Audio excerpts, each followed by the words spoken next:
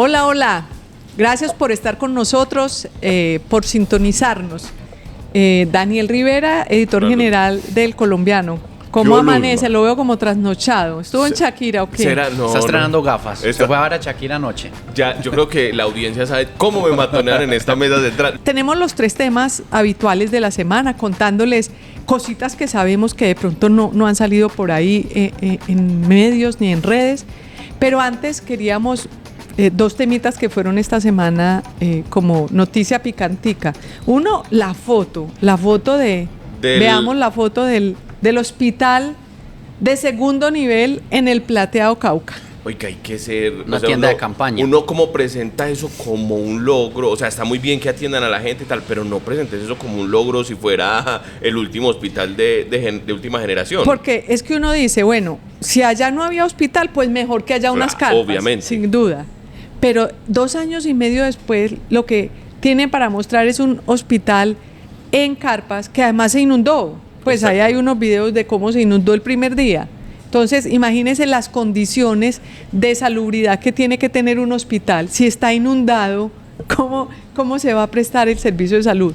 Y el presidente pues mostrando eso otra vez más como la gran revolución de la salud en el país, cuando en realidad está quedando mal. Pero además, porque quedó un poquito más mal, porque mientras tanto, o 2 días antes, había estado en Arabia, que habíamos comentado, pero allá fue a Gaza, o en alguno de esos lugares, dijo que iba a contribuir, que Colombia iba a construir un hospital para atender a los niños de Gaza. Sí, él estuvo en un hospital en Qatar donde están atendiendo a los niños, los traen y dijo que iba a hacer un convenio, pero bueno, ese fue uno de las chisporreteadas. Para llevar el campamento. Muy bien que apoyemos a un hospital de niños en Gaza, muy bien, todo eso para la salud de la gente, todo está muy bien, pero los mensajes a veces no les cuadran bien. Y el segundo puntico previo, aperitivo antes de entrar en materia, es, ustedes vieron a Gustavo Bolívar en entrevista con María Jimena Duzán. Sí. Que no le llamó la atención. Bueno, muchas cosas llamaron la atención, pero defendiendo, ya argumentando por qué sí tenía que llegar Armando Benedetti al gobierno. Entonces dicen, no, el presidente nos reunió al final y nos explicó que es que ya han pasado 2 años y medio y que necesita un tipo como Benedetti para poder sí hacer las cosas, que porque no podemos pasar 4 años sin hacer nada. Entonces yo me pregunto, ¿cómo así? Eso es el reconocimiento que en 2 años, primero... El capataz. Primero el reconocimiento que en 2 años y medio no han hecho nada. Sí. Y segundo, que sea Benedetti el que tienen que llamar para que se ejecute. No, es decir... Pues Benedetti nunca ha ejecutado nada. No, Benedetti ejecuta fiesta será. Porque es que en realidad lo que trajeron a Benedetti fue para que alinee el Congreso, o no se está viendo ahí con la reforma a la salud. Eso es lo que está haciendo Benedetti, pero muy gracioso porque Gustavo Bolívar está enamoradísimo de Petro. Es que nos llamó, en San Valentín ama a todo el mundo, a Petro y ahora a Benedetti. Exactamente, entonces nos llamó y nos explicó y nos dijo, como dijo usted, sin ¿qué? Ah, sí, que según Gustavo Bolívar, sin Benedetti no hay paraíso. Exactamente. Bueno, el que lo entendió, Exacto. Diría Suso. Bueno, vamos con nuestro primer tema.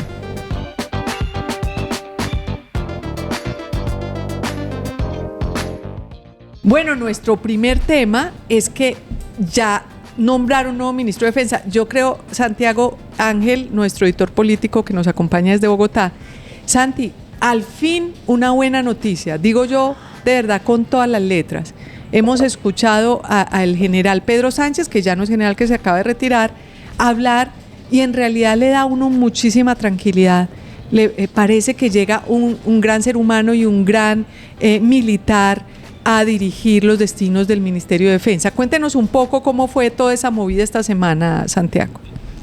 Luz María, pues sí, el general Pedro Sánchez es brigadier general, tiene más de 30 años de historia militar en la Fuerza Aérea. Recientemente muy conocido porque estuvo a cargo de la operación para rescatar a los niños que se perdieron en la avioneta, los niños Mucutuy.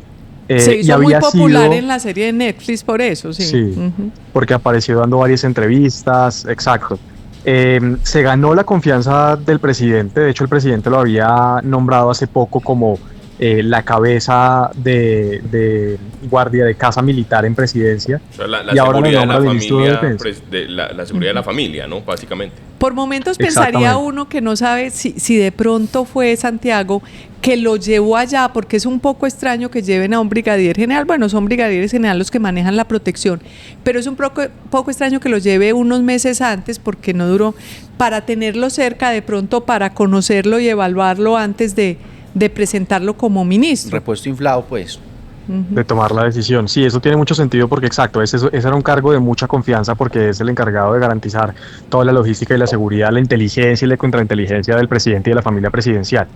Y sí, pues el general ha demostrado en todas sus comunicaciones hasta ahora con los medios que es una persona transparente, que sabe de política, de defensa, que está interesado en tratar de recuperar los territorios y pues que tiene todo el conocimiento y toda la trayectoria. Y al principio hubo unos rumores y unos ruidos por alguna molestia de los generales, porque evidentemente sí hay bastantes generales que tienen más experiencia, más antigüedad que él, pero renunció y entonces pasa a ser ministro retirado, como general en retiro.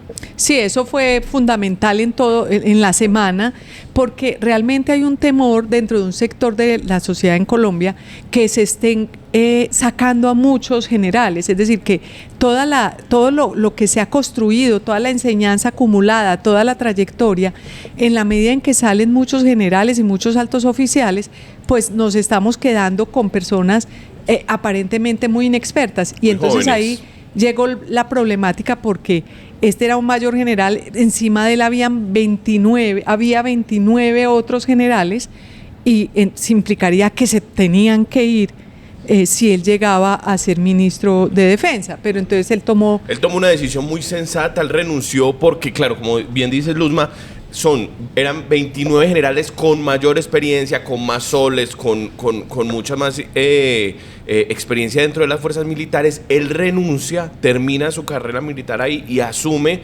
como ministro. Han salido hasta el momento más o menos 300 oficiales, tanto de la policía como de las fuerzas militares en el gobierno Petro. Yo le pregunté a un coronel retirado muy importante aún hoy dentro de la institución, y ellos no saben muy bien en cuáles gobiernos han salido más, porque claro, comparan por ejemplo con el de Álvaro Uribe Vélez, que duró 8 años, y creen que entre el de Petro y Álvaro Uribe ha sido donde más han salido. Ellos se tomaron muy bien el hecho de que él renunciara. Sin embargo, creen que cuando vaya a mandar a el comandante de las fuerzas militares, por poner un ejemplo, pues sí puede haber un ruido, porque ellos son muy jerarquizados. Claro, es un poco extraño, porque a pesar de que él se haya vestido ya de perfil y demás, si él le va a dar una instrucción al comandante de las fuerzas militares, era el comandante de las fuerzas militares el que durante 30 años le estuvo dando órdenes a él. Puede generar pues como una...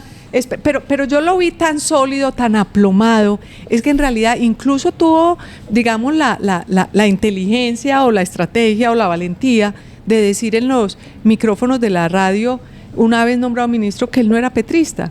Es decir, era decirle a Gustavo Petro: yo defiendo en la institución militar. A mí me dejó la mejor buena impresión, y yo creo que eso le da mucha tranquilidad.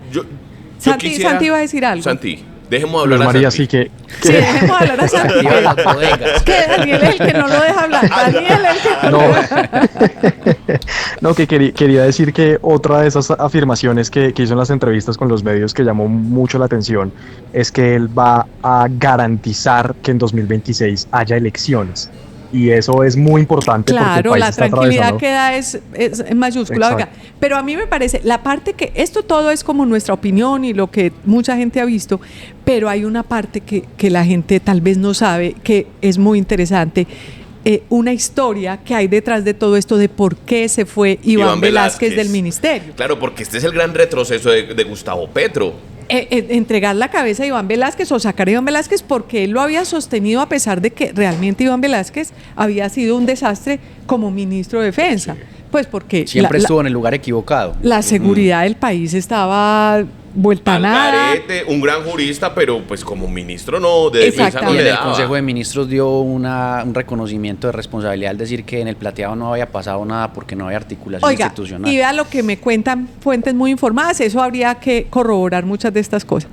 Pero lo que pasó de fondo es que Iván Velásquez, en su espíritu investigativo, desde que llegó al Ministerio de Defensa, fue el que se dedicó a investigar al Pitufo, Sí, señor. al alias Pitufo. Entonces, llevó toda la investigación hasta ahora y la promesa inicial era que alias Pitufo, lo que ha venido diciendo Petro, había permeado todas las instituciones desde los últimos gobiernos. Entonces, que ahí iban a caer desde el gobierno de Uribe, desde el gobierno de Santos, Pastrana y Duque. Todos iban a quedar empapelados. Y él se metió de lleno en esa investigación. Y cuando llegan a investigar de fondo... Claro, que es muy importante decir que él cuando vio esos nombres, y hay que decir que uno de los fustigadores del gobierno del expresidente Uribe es Iván Velásquez, cuando él vio esos nombres, él dijo, yo me le meto a esta investigación porque los voy a hacer caer. Y perdió de vista el presente, es decir, el gobierno de Petro. Exactamente, pero como él tiene tanta cercanía con la fiscal, porque la fiscal fue su asistente durante muchos años, la nueva no, ya lleva un año. Luz Adriana Camargo, entonces él se metió con ella un poco a investigar todo. Y empezaron a encontrar, fue todo lo de durante la administración de Petro. Es decir, por eso Gustavo Petro esta semana dice, pero ¿cómo así que solamente hay resultados desde el 2023 para esta parte con alias Pitufo si lleva 38 años delinquiendo? Pues entonces esa molestia es como, señor Iván Velásquez, usted me vendió una idea de una investigación y resultó que fue otra lo que salió a flote, y parece que eso fue lo definitivo, el florero de Llorente. No hay cuña que más apriete que la mismo palo. Para que el presidente le dijera a Gustavo Petro. Y eso tiene lógica si pensamos que, fíjese usted, a pesar de que muchos otros escándalos durante la administración de Gustavo Petro han salido a la luz pública, pero la Fiscalía no ha avanzado mayor cosa, curiosamente, en el del Pitufo, que apenas salió hace una semana, ya estaban llamando a declarar a una cantidad de gente. Oíste, y hay unos datos ahí importantes, ¿no?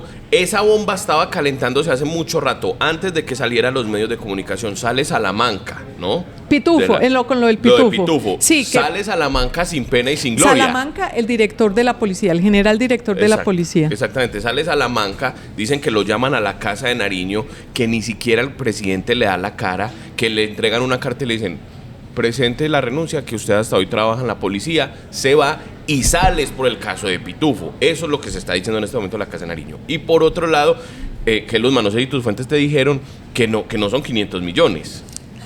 Que la plata que dio Pitufo habría tratado de meter en la campaña o la dio, sería los 10.000 millones de pesos que dice el presidente Gustavo Petro, que serían 4 millones de dólares. 4 millones de dólares. Ese era el dato que tenían mis fuentes, que eran 4 millones de dólares, y luego sale Gustavo Petro a decir, trataron de meter 10.000 millones de pesos en nuestra campaña. Entonces lo que realmente para el gobierno era una estrategia investigativa para demostrar que la institución ha estado corrupta.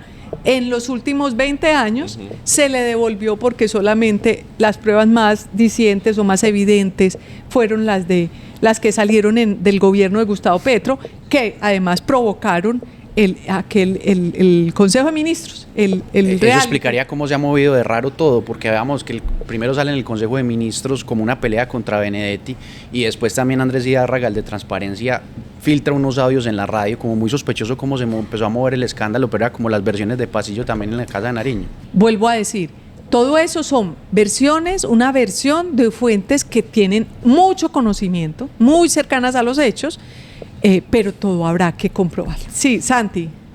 No, que le iba a decir que creo que sobre ese tema también es importante ponerle la lupa a lo que va a pasar con una empresa en Estados Unidos que se llama Phoenix Cargo and Logistics, que nosotros estamos investigando, y con otro nombre alrededor de Pitufo, que es el de su sobrino, que tiene unas relaciones muy evidentes con políticos en Colombia, cuyo nombre es John Eric Marín. John Eric Marín. Uy. Suena, no, pero suena. Estamos haciendo referencia a un compañero, pero no es el compañero.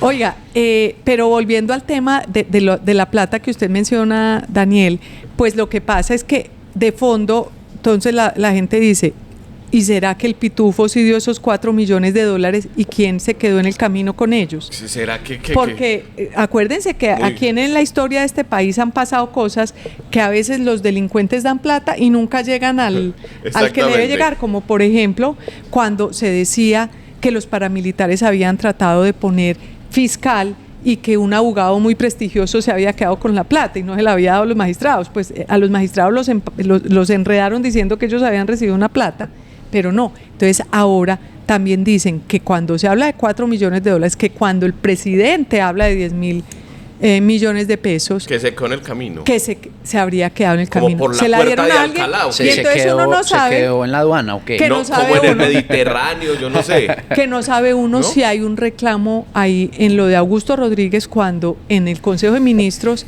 dice, saca el tema a colación, es que ahí Augusto Rodríguez tiene información de en dónde se pudo haber quedado esa plata enredada y no llegó, nunca entró. Pues habla bien, digamos, del gobierno en el sentido que no entró al gobierno, pero que algún intermediario se pudo haber quedado con ese dinero. En fin. Ustedes han visto fotos. Estos asuntos, hay fotos. Estos asuntos del poder son bastante complicados siempre, pero tienen por detrás normalmente muchas historias.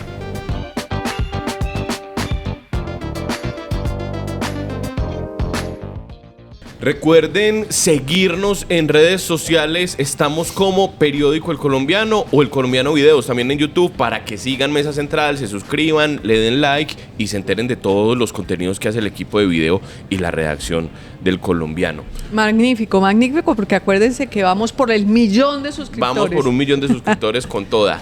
Luzma, ¿oíste? ¿Y qué pasó con el pollo? Ah, el otro pollo, parece que se devolvió para Estados Unidos. Pero por Panamá. No, por el hueco, ellos saben los huecos que tiene Estados Unidos. Oiga, paréntesis, tan grave es lo del hueco por el Darién que Trump les puso el ojo a los del Clan del Golfo porque son los que meten les migrantes puso por ahí. como terroristas. Bueno, estaban demorados para ponerlos porque además el tema del Clan del Golfo está pesado. Mucho. Está pesado.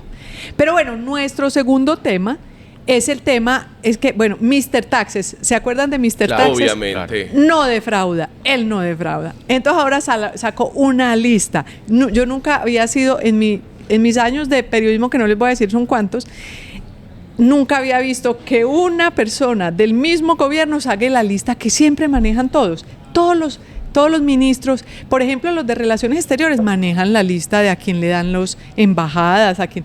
Y este señor dijo, no, pues yo muestro quiénes me han venido aquí a pedir cuotas en la DIAN. El Excel, mostró el Excel. El Excel, porque todo está relacionado también con Pitufo, de lo que hablamos, todos, porque él decía, es que lo raro es que aquí no me venían a pedir puestos de secretaria, ni un puesto de oficina, sino que todos querían la DIAN de Buenaventura, para él decir cuál es el problema grave del contrabando. Santiago, cuéntenos un poco de la lista y cuál es ahí como el tema más clave del que tenemos que hablar. Luz María, esa lista surge porque Daniel Coronel hace una revelación a inicios de la semana en la que señala que a la oficina del ministro Luis Carlos Reyes en la DIAN fue a visitarlo el hermano del presidente Juan Fernando Petro con un señor que se llama César Augusto Valencia, que es un presunto lobista de Pitufo. Y que es decir, le fueron a recomendar unos cargos. El hermano de Petro lleva al Pitufo prácticamente a donde ministro de la DIAN, al de la DIAN en ese entonces, para que le dé un cargo. Siga, por favor. Exactamente, como si le faltaran problemas al hermano del presidente. Y Reyes responde diciendo, pues confirmando la reunión, dando detalles, y luego entonces filtra esta lista en donde aparecen una cantidad de congresistas y de funcionarios del propio gobierno que supuestamente le habían pedido cargos, especialmente en direcciones seccionales y especialmente en Buenaventura, como usted decía. Y lo que más llama la atención de esa lista, pues es que aparecen varios nombres, dos de ellos, pero quizás el más relevante por la pelea que se desató, Armando Benedetti y Roy Barreras. Y Reyes dice que Roy Barreras estuvo en su oficina diciéndole que él necesitaba unos cargos, especialmente en el puerto de Buenaventura, y con unas frases que Reyes interpretó como una especie de amenaza. Terribles. Y hay que decir que Roy Barreras es del Valle del Cauca y se ha movido por el Pacífico como quiere. Entonces no es descabellado pensar que él querría meter gente en el Pero puerto, recordemos, ¿no? la frase, Santiago, porque a mí me parece que es que la frase es lo peor de toda esa conversación, si es que fue cierta. Sí. Reyes dice que Roy le dijo que él era un ministro prometedor y que se parecía a Messi y que sería una lástima que a Messi con todo su talento le rompieran las piernas. Eso. Roy nos contestó, ¿no? Él nos dio su versión, confirmó la reunión, dijo que él simplemente había recomendado a una persona que llevaba toda la vida trabajando en la DIAN y que era una persona técnica, y que esa frase se la dijo pero sin ninguna interpretación negativa, sino porque él llevó al presidente, a Luis Carlos Reyes. Es decir, Roy niega que se ha tratado de una amenaza. Bueno, Roy Barreras, hoy embajador de Colombia en el Reino Unido. Roy Barreras, quiere ser candidato presidencial, pero Roy Barreras, que ha estado involucrado en unos casos que han quedado ahí como extraños. Le encontraron una plata un día en un maletín, después otro día como que en un apartamento, una plata en efectivo, un hombre que maneja y que hemos sabido pues que él busca esos cargos. Que le haya dicho de esa manera al hoy ministro Reyes, pues ahí le queda a uno más difícil saber. Son muy contrarias como las versiones. Una cosa es quebrarle las piernas y Roy dice que le dijo que fue una zancadilla nada más, muy diferente. No, pero igual así le dijera una zancadilla, era una amenaza,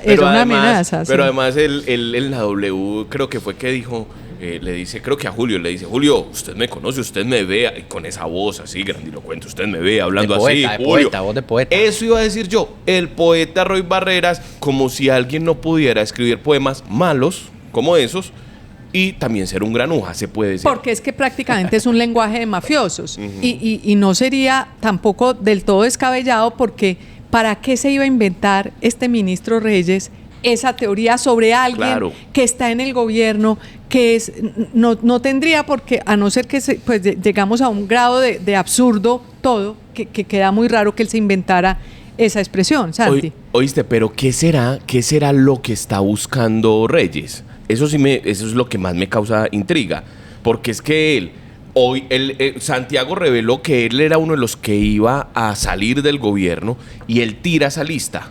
Claro, él tira esa lista porque lo primero que se piensa es exdirector de la DIAN, papá pitufo, y él trata de salvarse, con una lista además que no incrimina a nadie, ¿cierto? Porque todos están diciendo, no, yo simplemente fui a recomendar a un amigo. Pero ¿qué está buscando Reyes, Santi? Es que realmente nuestras fuentes en presidencia ya nos habían dicho, cuando a Reyes lo sacaron de la DIAN o lo iban a sacar de la DIAN, que él le había dicho a alguien en Palacio que él iba a hablar de lo de Buenaventura. En ese momento, varios meses, hace más de 6 meses, cuando finalmente lo nombran ministro de Comercio. Y esa información, una vez nombrado, nunca se conoce. La semana pasada hubo una reunión con liberales, pero también hubo otra reunión con unos representantes de manera puntual el 15 de enero, y se sabía que uno de los que iba a salir era el ministro Reyes. Y esa lista se conoce públicamente solo hasta ahora, cuando esos hechos ocurrieron hace mucho tiempo, cuando hay ese ruido otra vez de su posible salida del gobierno. Es decir, la versión conspiradora de ustedes es que él, para evitar que lo saquen del ministerio, tiró esa carta ganadora. Sí, se atornilla en el cargo, pues mostrando eso, porque si lo sacan el gobierno queda muy mal. Uno también podría, esa es una hipótesis, pero otra hipótesis puede ser que este ministro Reyes ha mostrado ser diferente, es decir, como que le gusta todas estas cosas medio millennials, como medio disruptivas, sorprendentes, y entonces de pronto él dice, bueno, si yo fue aquí a hacer política, pues ¿por qué me voy a meter otra vez en esto? Los dejo a todos en evidencia y entrego estas listas, y valga decir que las listas, hay unos, él incluye, por ejemplo, es tal vez tan ingenuo y tan inocente que también incluye a ministros, que el ministro de Hacienda le recomendó, no, eso no es un delito, pues si yo soy parte de un gobierno, claro, pues yo te puedo mandar un perfil y no hay problema. Lo de los congresistas, que también podría pensarse así, pero de todas formas recordemos, yo he recordado estos días que en la GIS política a 3 ministros por haber dado dádivas como el SENA de Barranca Bermeja o una notaría a Teodolindo Avendaño, pues a esos ministros les metieron 6 años de cárcel.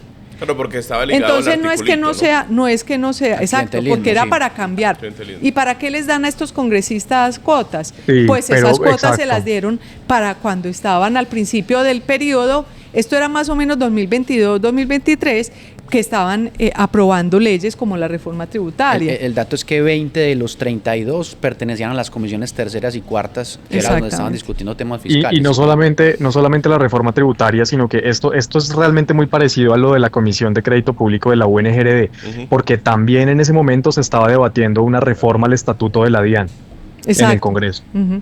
Entonces, realmente eso no es tampoco tan baladí, y si hubiera suficiente manos para investigar en este país, pues tendrían que estar investigando a estos congresistas a ver, porque finalmente, bueno, no sabemos si se les dieron las cuotas. La que sí se dio, Santiago, me aclaras, me pones el detalle, fue la que fue a pedir Juan Fernando Petro, ¿o no?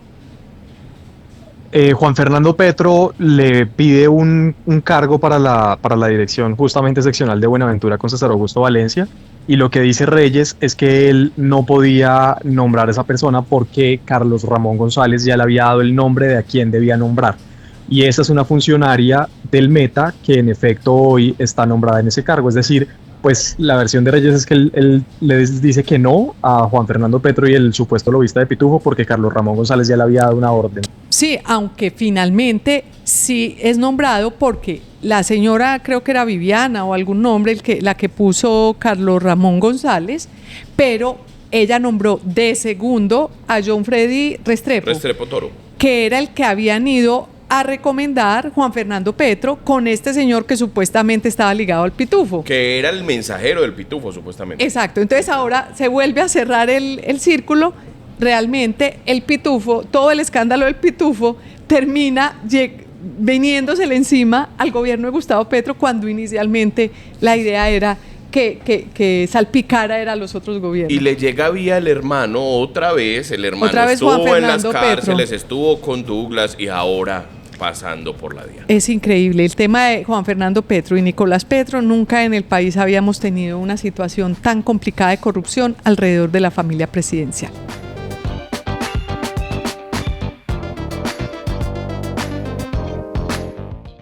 Juan Di, oiga, y el gobernador dejó plantado al presidente Gustavo Petro, el gobernador de Antioquia, Andrés Julián Rendón, no fue a la cumbre de gobernadores. Ese es nuestro tercer tema del día. Lo estaban esperando en Villa de Leyva en la cumbre de gobernadores y allá tuvo su puyazo del presidente. Claro, y curiosamente tuvimos la oportunidad de conversar con él esta semana. Justo ese día.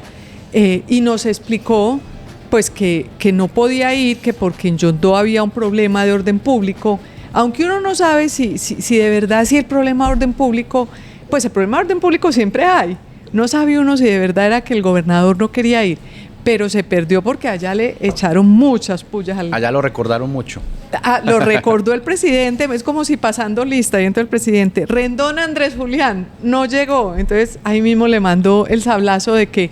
Entonces le dijo que ese buscaba era la seguridad que mataba gente y que por eso no estaba ahí, etcétera. Pero bueno, hubo otros gobernadores, me impresionó mucho favorablemente la gobernadora del Chocó con esa dignidad con que contradijo al presidente, les dijo, nos sentimos muy solos, nos están dejando abandonados. Realmente conmovían las palabras de la gobernadora. Que nunca había visto el departamento así con las vías llenas de explosivos. Ahora pues esta semana que hubo paro armado del ELN. Y ella es una mujer que ha vivido en el Chocó, ha hecho su carrera política allí, para que ella haya dicho que nunca lo había visto, bueno, aún en los se pobres formó momentos creo de la que en el violencia. extranjero, se formó en el extranjero, que hay una nueva generación de personas del Sí. Chocó en este ánimo Que salen a inclusivo, estudiar. salen a estudiar y llegan y realmente son personas supremamente bien Y que estructuradas. le aportan a la región. Pero bueno, ese no es nuestro tema. Y entonces también la gobernadora del Tolima y el La presidente... gobernadora del Tolima también le dijo, escúcheme, no se vaya a ir sin responder.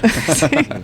Y bueno, entonces, porque se fue, porque Gustavo Petro habló y dijo, bueno, chavo, ahí los dejo, primero los hizo esperar como 6 horas, porque era a las 10 de la mañana y llegó como a las 4, llegó por la tarde, y luego se fue cuando habló y no los escuchó. Pero lo interesante en el caso del gobernador de Antioquia es que él decía que le hubiera gustado ir para presentar a cada gobernador. Él le tenía un paquetico donde decía, si se aprueba el referendo de la autonomía fiscal, su departamento va a dejar de recibir de la nación tanto dinero y va a recibir tanto más. Según las cuentas del gobernador, él es como ingeniero, saca matemáticas, según las cuentas del gobernador, ese referendo le va a dar más dinero a todas las regiones del país. Sí, habla de que va a duplicar los ingresos y la participación de los entes territoriales en los ingresos corrientes de la nación. Habla de cifras muy interesantes. Lo que hay que decir de la coyuntura del referendo Luzma es que ya la registraduría avaló los más de 2 millones de firmas que se necesitaban, de las que se presentaron en diciembre, y esto lo que le da es viabilidad jurídica, por lo menos para que siga el siguiente paso, que es llegar al Congreso. Después tiene que tener una revisión de la Corte Constitucional. Las cuentas es que en el primer trimestre de 2026 se pudiera votar junto con las elecciones de Congreso, digamos que la coyuntura del caso. Y las cifras son, por ejemplo, Antioquia aporta en recaudo 40 billones.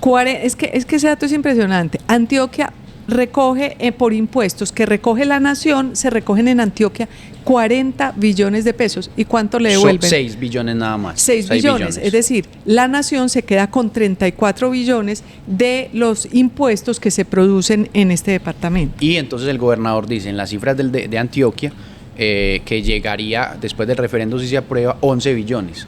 Para Chocó, por ejemplo, 1.6 billones le llegan en este momento y llegarían 3. Esto lo hace porque hay una redistribución de esos ingresos corrientes, que los entes territoriales tienen una participación muy baja. La Constitución del 91 dice que debería ser del 46% la participación.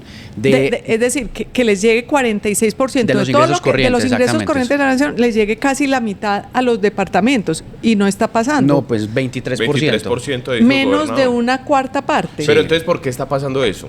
O sea, pues ¿cuál es la discusión? Es que hay el problema de fondo. La redistribución. Exacto. Y lo interesante es que vamos a vernos, porque esto va a pasar el año entrante tal vez, porque mientras el Congreso lo aprueba, mientras la registraduría convoca, es posible que esté muy cercano a las elecciones de marzo del año entrante esta votación, y yo creo que se va a dar un debate muy estructural que se ha dado históricamente de pronto en los inicios de la República entre las regiones y el centro del país, porque ¿qué ha pasado? ¿Qué es lo que dice el gobernador? El centro del país, como es un país presidencialista, cada vez más garoso, recoge más plata para el presidencialismo, y como dice el gobernador, eso es plata para la corrupción. Cada vez más gordo el Estado central, cada vez más desprotegidas todas las regiones, menos recursos para todas las regiones, pero lo que se está viendo, como dice él, es que esa plata se está yendo en corrupción, porque es que desde Bogotá muchas veces dicen que las regiones son las corruptas. Pues no, muchas veces desde Bogotá... La corrupción se mueve desde el centro.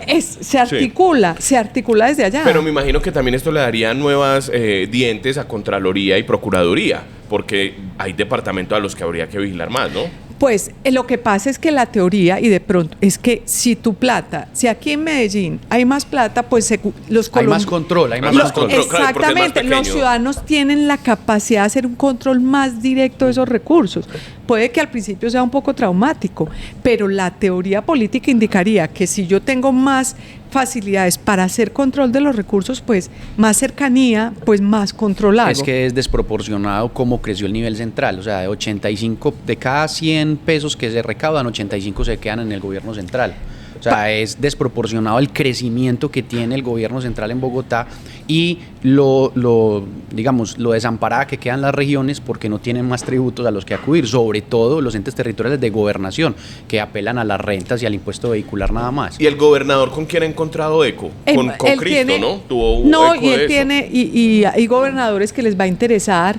Y él tiene también tiene un comité en donde está Juan Daniel Oviedo, está Jorge Iván González, que era el del DNP, María del Rosario Guerra, pues hay unos personajes que están moviendo esto. Y Jorge Iván González también lo ha apoyado. Exacto, porque en realidad lo que están reclamando es justo. Es la Constitución. Es decir, es que tenemos una Constitución descentralizada, pero en realidad el gobierno nacional. Y el gobernador votó un dato que a mí me impresionó mucho. El presupuesto del gobierno nacional el año pasado fue 500 billones de pesos. De eso hemos hablado mucho. Es que 500 billones de pesos es una cantidad de dinero. Es el doble de lo que tuvo, por ejemplo, Iván Duque como presidente. Es decir, ha crecido de esa manera el presupuesto del gobierno nacional. Pero fíjese esto, de esos 500 billones, 100 billones de pesos están en un rubro que se llama otros. Es decir, no es un rubro que diga fuerzas militares, infraestructura, no, otros. Es decir, la caja menor del gobierno es de 100 billones de pesos, porque es un presupuesto que no está estructurado, que nadie puede ir a reclamar a decir, bueno, ¿esto en qué lo están invirtiendo? Sino es que está a libre discreción del presidente de la República. Entonces es ahí donde él dice, bueno, aquí se está creciendo una corrupción, se está creciendo una monstruosidad. Un derroche. Una cosa medio, un macro cabeza en el...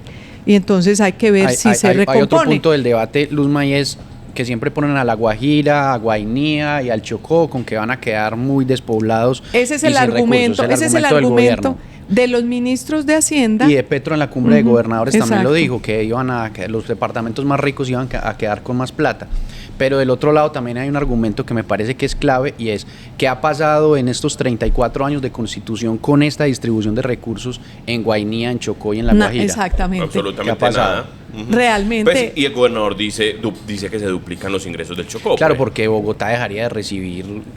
Ahí el problema es para Bogotá, y yo creo que los que han salido a señalar, además de Gustavo Petro, son los ministros de Hacienda, porque son los que han manejado esa plata. Entonces hay unos ministros de Hacienda que también tienen en la cabeza el imaginario de que ellos tienen que manejar las riendas económicas del país, y entonces les parece que esto es un despropósito, porque definitivamente lo que sí implicaría es una reestructuración muy fuerte del Estado central, del Estado nacional, porque tiene que adelgazarse, va a tener un bypass grande que va a tener que tener en gastos administrativos. Tiene que adelgazar, porque es que no puede ser cómo ha aumentado en más de 120 billones los gastos de funcionamiento de este Estado central.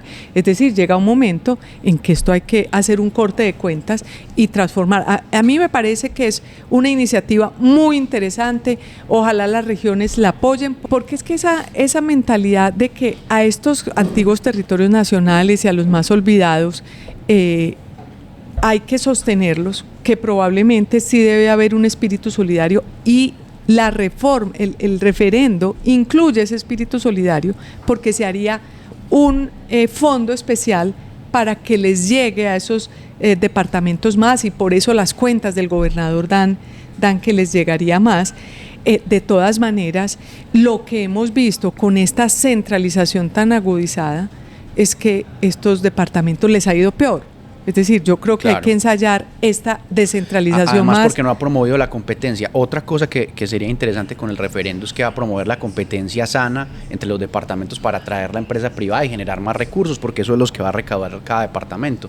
También genera ahí un juego importante, no solamente entre del control que van a tener las inversiones que hagan los gobernantes, sino también porque va a generar una competencia sana para generar más recursos. Es que se ha querido confundir y se ha querido hablar de que esto sería ir hacia el federalismo. Y en realidad no es así, porque recordemos, Colombia tuvo una constitución que fue la del 1863, que fue federal, que era como Estados Unidos hoy, pero luego la de 1886, que fue la que nos rigió más de 100 años, 105 años, sí, fue la que centralizó todo. Y la del 91 dijo, bueno, vamos a un punto intermedio, ni federalista ni centralista, descentralicemos. Pero ahora esa descentralización, tal vez por la historia de 100 años, se está tratando de volver a centralizar. Entonces, lo que se quiere un poco es que estemos en ese punto intermedio, que no es ni lo federal ni lo muy centralizado, que puede terminar siendo dañino. No sería como el modelo de Estados Unidos, ¿no? Que es federal, que son los estados independientes, ¿no? No, porque ahí cada estado tiene unas competencias legislativas. Eso ya es el estado federal. Exacto. Sí. ¿Y esto qué tanto se parecería a la nueva tendencia que tiene Trump ahora recortando gastos y a lo que tiene Javier Milei en Argentina, o no? Pues le tocaría al presidente que llegue a recortar, porque es que si no tienes plata, pues tienes que decir, bueno, que no tengo que prescindir de cosas. Además, porque las regiones asumirían muchas competencias, sobre todo el Sistema General de Participación, toda la asignación para educación y salud la asumirían los mismos departamentos. Eso tiene a mí me genera esa preocupación, porque que los departamentos, si no hay una solidez en el gobierno departamental, si se crean de pronto algunas mafias muy enquistadas en esos departamentos, pues puede correr riesgo la plata de la educación y la salud. Pero otra vez volvemos a lo mismo. pues la plata de la educación y la salud corrió muchos riesgos y se la robaron. En Córdoba, Igual se la han robado. En Córdoba, todo esto, el cartel de la hemofilia, el cartel de los estudiantes, que también les contaban estudiantes fantasmas, se la han robado con la centralización, es decir, el PADE, ¿cuántas veces se lo han robado? ¿En cuántos departamentos? O sea, eso es una historia. Es como que cada departamento se apropie un poco de su destino y de su futuro, claro, y se fortalezca sus instituciones. Pero bueno, eso va a ser un debate muy interesante. Ojalá prospere. El país necesita cambios estructurales porque hay muchas fallas que hemos venido teniendo y que hay que cambiarlas. Y bueno, hasta aquí los acompañamos, nos acompañaron. Esperamos que haya sido de utilidad y de disfrute para ustedes este episodio. Daniel, Juan Diego, muchas gracias y que ustedes tengan un excelente fin de semana. Les mandamos un gran abrazo desde el periódico El Colombiano de Medellín.